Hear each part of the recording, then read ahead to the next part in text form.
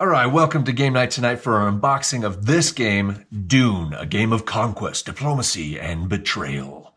I'm not sure if this is based off of the movie Dune or anything like that, or the show, but we will hop into it. The artwork looks interesting already. Excited about that. We just picked this up randomly from the store. It looked pretty exciting, pretty fun.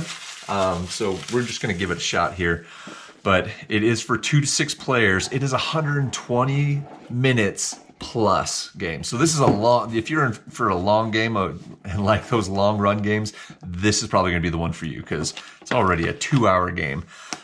So quick start guide, you got like all the different things that you're going to be doing. Wow, it looks like there's a lot to it.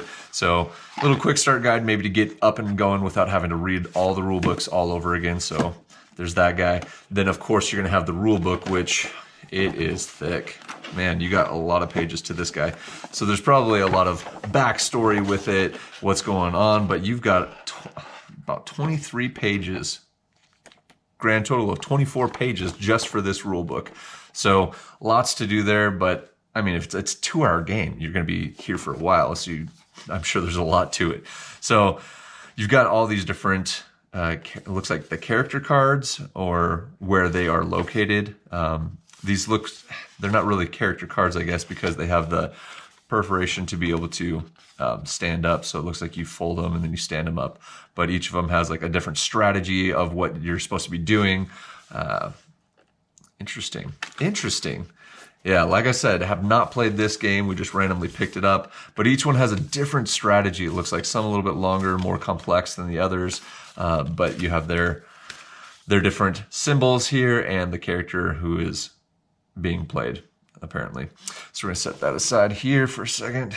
Okay, so then on these cards here, we've got, man, a lot of interesting cards here. So again, with the symbols that coincide with the different characters, you got their advantage, their alliance, advanced game advantage. Yeah, so different things that help you with the different people. The different characters have different things that help them. Some even have like the backside, and others do not. So interesting there, but there is a lot to it as far as the characters go. So there's those. Then you got all the little tokens that I'm sure coincide with the different colors of the different races, factions, whatever they are. So you got those. Got some more tokens for probably point values as you go throughout the game. We've got a battle wheel, so obviously we're going to be battling different people. You got the different people in each of the different factions. So there's going to be, what, 5 in each, it looks like. But you got the battle wheels so that you're going to be going against each other, seeing how much you're going into the battle, how much you actually have, that kind of thing. So it'll be interesting to see how that plays out. Destroyed shield wall, you got the storm that's coming your way, because I mean in Dune there's obviously going to be storms and stuff. You're out in the desert, let's be real. So there you go, and then you have this huge board. So let's check this guy out really quick. Hoo-wee. So there you go, pretty decent sized board, but you got different locations all across the board. I imagine that storm's going to be moving and causing a little bit of, destruction, havoc, confusion. It'll be great. A lot of stuff to that. So there's the board. And then we will get, these are for the battle wheels to connect them or whatever, the little pieces that you need for those. And you obviously have all the cards we're going to be getting into. So it looks like there's a lot of different ones. I'll go through these really quick. If I can even, let's see if I can get into these things. A lot of times these packs have an easy release tab, and then others you just have to hope that your nails are sharp enough or you just grab a knife. But in this case, we've got this whole branch here. These all the same, well, look like all the same. So you have alliance cards here, but on the other side, it's like the Emperor with the Spacing Guild, the Freeman, the Atreides, Gesserit, I don't know, Harkonnen.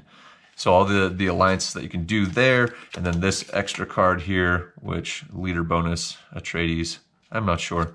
Like I said, this is a 24-page rule book, so there's going to be a lot to it. So there's that first one. We're going to do the Treachery deck here. There might be a mix of different decks. Oh my gosh, if I can even open this. I just gotta like sharpen my nails or something. Who knows? Who knows? All right, so we got all the Treachery deck. It looks like the whole thing is Treachery. Yep, sure enough, Treachery. There we go. So you're gonna have all sorts of different things happening.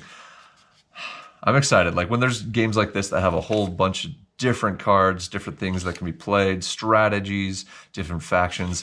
It entails for a lot more fun because there's a lot more strategy happening across the game. So I'm excited for this one, but man, that it looks like there's going to be a lot because you're finding weapons here, and then you're going to have defense cards here. So all sorts of defense cards, shields, defense projectile, defense poison. Interesting, defense poison. And then you're going to get into some, I'm going to set that down. So special leaders that you can use. So you got special leaders, various ones. You just got a special something, a special storm to play. You got special movements, just special cards. It's just special. It's just a lot of special. Special storm again. A worthless card, great. They're going to be fluffing our decks with all these worthless cards. Hey, I don't think a donkey is that worthless, but who knows? Maybe in this card, in this game, it absolutely is. So there's the Treachery. That's a different one. Okay, so there's the Treachery deck right there. We're gonna have the Spice deck, looks like. Let's get in here. Come on. Okay. There we go. It's a lot easier. My nails are just not sharp enough to get through this. But you got the Spice deck. Looks like all of them are going to be the Spice. Yep. So you got the Spice deck here. Spice Blow. And it's actually pointing out different quadrants, and you're getting 6 of the spice from those things. So like different quantities of spices from different regions all around the whole entire map, which is shown on our, obviously on our board over here. So you're going to see all those. It'll highlight the quadrant and then indicate how many spice you get at the bottom. But you have different things like that. Ooh, Sandworm Alert. That's when the Dune sandworms are going to be coming out. You got a bunch of those. Yep, that's the rest of those.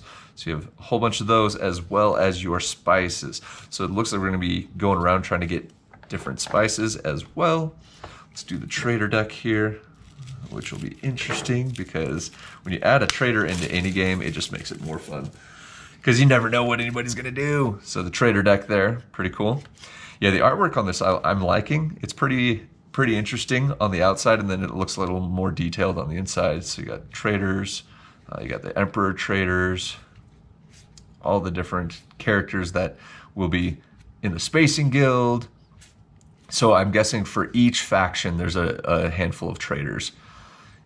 You got Atreides, yep. So each faction has about five or six trader cards that can come in. So that's interesting. And obviously each of those will throw a wrench in the game, I'm sure, as the game progresses. For the 2 hours that you're going to be playing this, 2 to however many hours it's going to take to actually get through the game. But you got all the Freemen traders, and then you got the Horkonnen traders here. But each faction has their own set of traders right there. So that will be interesting to see how that plays into effect throughout the whole entire game. Man, more of these. Shoot. Okay. Let's keep moving. Here we go. There we go. And on this, we have prediction cards. I think that's, yep, all of them are prediction cards. So there's the artwork there. You got the game 1 and turn 1. So prediction. So you can do different predictions, I guess, to like get more victory points or something by the end of the game. You got Spacing Guild, you got the Freemen who win. So you can bet on who's going to be the ones to win, and then like what round of the game was won. So that's interesting. So maybe that comes into play, that you can like maybe gamble or bet on what is going to happen and who's going to win, that kind of thing. Not entirely sure, as I said. And then we've got these guys. Let's see. You got the Sandworm cards. So it has the artwork there on the back, the Sandworm. But this Yeah, so these ones are just the sequence of play for each character, each person that's going to be playing. They have their own sequence of play card, quick reference, so that you know exactly what you're doing throughout your whole entire phase or turn. So we have those. I do like that artwork, though. It's pretty cool. Let's get into this guy right here. And this is our last little thing to look at, which is for a 2-hour plus game. It seems like there's not a ton of cards or anything, but there's going to be a lot happening, I am sure. So these are sector cards, it looks like. So the storm, okay, so these are storm cards where it's moving. So it's in Sector 1, Sector 2, Sector 3, Sector 4, Sector 5, and Sector 6. So these are going to move the storm throughout the whole entire map to, I'm sure, cause destruction, keep it from getting more spices.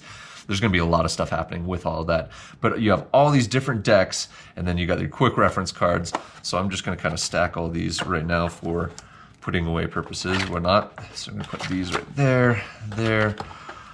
But you've got all the different dividers here. I love games that have the organization in the box already for you, so you don't have to like really question where you're putting things, what you're doing. So we're going to stick everything that we have here back in the box. But that's pretty much what you have, is you just got a lot of player tokens, you got the battle wheels, you're gonna be battling a lot, it looks like, running for spices, trying to get away from storm. There might be traders that come up in the game, you don't know, but there's advantages to each faction or character within that faction, so that makes alliances stronger, it can make them weaker, all of the stuff, all of it, right? So you got Dune, quick reference guide, and the rule book right there, and that is all that comes in this game. Dune, a game of conquest, diplomacy, and betrayal. Again, 2 to 6 players, 2-hour game minimum probably to get this one out of the way. So if you have time and you've got some friends who just love sitting and playing games and just chatting, do your thing, this might be the game for you. But there you have it for this unboxing of Dune. The gameplay through, man, that's going to be a long video, but that'll be a fun one to kind of check out, see how the game is played, figure out how all the different strategies and the factions play into the whole overall scheme of the game. So join us next time on that playthrough video, as well as other game unboxings here on Game Night Tonight.